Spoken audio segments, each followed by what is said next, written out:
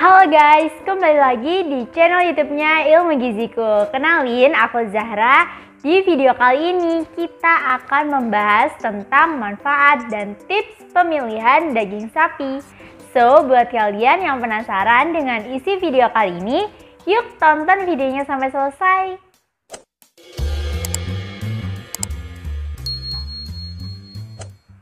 Oke nih teman-teman, sebelum kita bahas tentang manfaatnya, penting banget nih untuk tahu kandungan gizi dalam 100 gram daging sapi.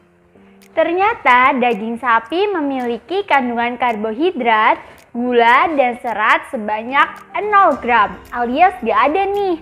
Tapi daging sapi juga memiliki kalori yang tinggi loh, yaitu 217 kilokalori. Di samping itu, daging sapi memiliki kandungan protein yang tinggi juga, yaitu 261,1 gram. Protein hewani biasanya memiliki kualitas yang lebih tinggi karena mengandung 9 asam amino esensial yang dibutuhkan untuk pertumbuhan dan pemeliharaan tubuh kita. Daging sapi mengandung lemak sebanyak 11,8 gram. Daging sapi sendiri terutama terdiri dari lemak jenuh dan lemak tak jenuh tunggal. Produk makanan dari hewan ruminansia yaitu sapi dan domba juga mengandung lemak trans yang biasa dikenal dengan lemak transruminansia. Lemak transruminansia yang terjadi secara alami dianggap sehat loh. Yang paling umum ada namanya asam linoleat terkonjugasi atau CLA yang bisa ditemukan dalam daging sapi, domba maupun produk susu. CLA juga sudah dikaitkan dengan bermacam-macam manfaat kesehatan, termasuk penurunan berat badan. Nah teman-teman, produk daging olahan seperti sosis biasanya cenderung tinggi lemak. Lalu ada zat gizi mikro apa aja sih yang terkandung dalam 100 gram daging sapi? Jadi dalam 100 gram daging sapi ada vitamin B3 7,30 mg, kalsium 10 gram, fosfor 150 gram, kalium 267 mg, zat besi 2,6 mg, dan lain sebagainya.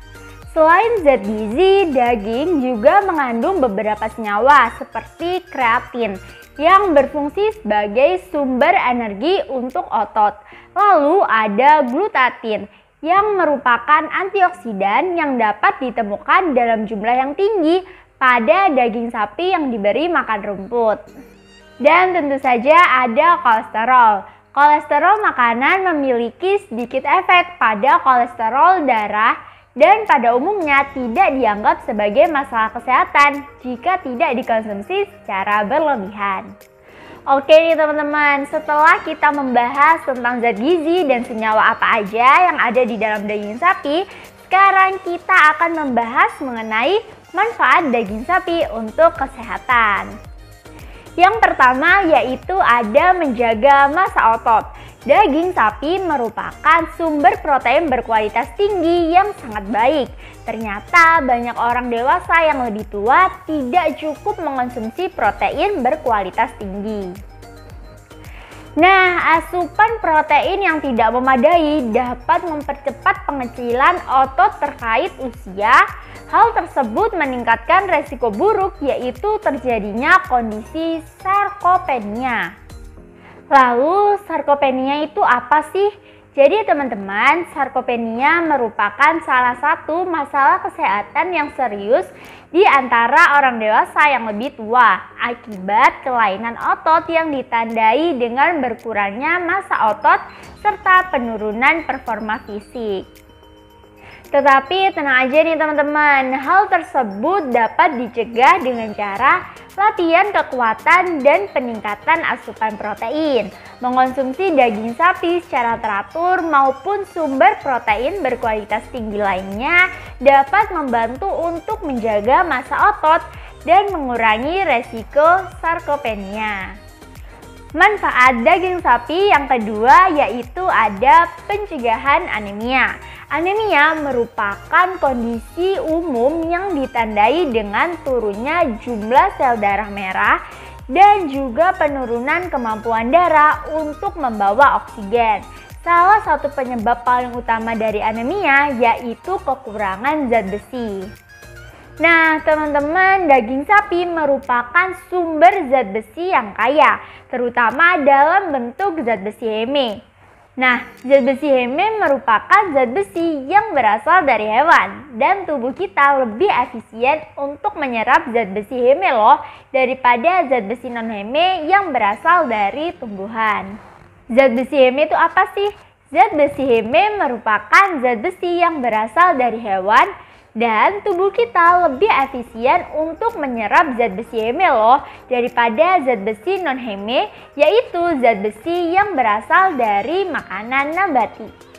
Beberapa penelitian ternyata menunjukkan bahwa daging dapat meningkatkan penyerapan zat besi non-Heme bahkan dalam makanan yang mengandung asam fitat, yang merupakan penghambat penyerapan zat besi di dalam tubuh. Maka dari itu, makan daging sapi merupakan salah satu cara terbaik untuk mencegah anemia defisiensi besi. Yang ketiga adalah peningkatan kinerja olahraga. Tahu nggak sih teman-teman bahwa karnosin merupakan senyawa penting untuk fungsi otot? Nah, karnosin terbentuk di tubuh kita dari beta-alanin, yaitu asam amino diet yang bisa ditemukan pada ikan dan juga daging, termasuk daging sapi dalam jumlah yang tinggi. Kadar karnosin yang tinggi pada otot manusia dapat dikaitkan dengan pengurangan kelelahan dan peningkatan kinerja selama latihan. Nah, teman-teman, kita sudah membahas tentang kandungan gizi dan manfaat daging sapi. Lalu gimana sih caranya memilih daging sapi giling yang bagus?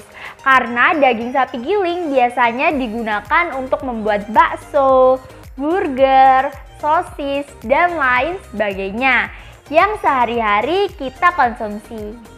Cara yang pertama adalah periksa warnanya. Ada beberapa faktor yang menyebabkan warna daging sapi giling bisa berubah, seperti cahaya, suhu, paparan oksigen, maupun pertumbuhan mikroba. Nah, teman-teman, daging sapi giling mentah harus memiliki warna cerah pada bagian luar dan kecoklatan pada bagian dalam. Ketika permukaannya berwarna coklat atau abu-abu atau tumbuh jamur, maka daging itu harus dibuang karena sudah memiliki kualitas yang buruk. Yang kedua yaitu periksa teksturnya.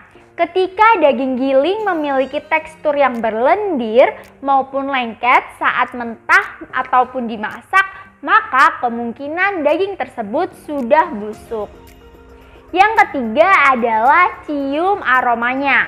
Daging giling yang rusak akan memiliki aroma tengi yang menandakan bahwa daging tersebut berbahaya untuk dimakan.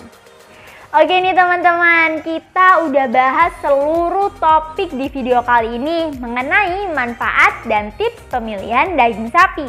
Gimana nih konten ilmu giziku kali ini? Boleh banget nih kalian tulis di kolom komentar mengenai pertanyaan seputar video kali ini maupun rekomendasi topik video yang ingin kalian tonton di konten selanjutnya. Dan tentunya kalian jangan lupa untuk like, subscribe, dan nyalain tombol lonceng notifikasinya agar tidak ketinggalan video-video dari ilmu giziku lainnya. So, segitu dulu video dari ilmu giziku kali ini. Bye!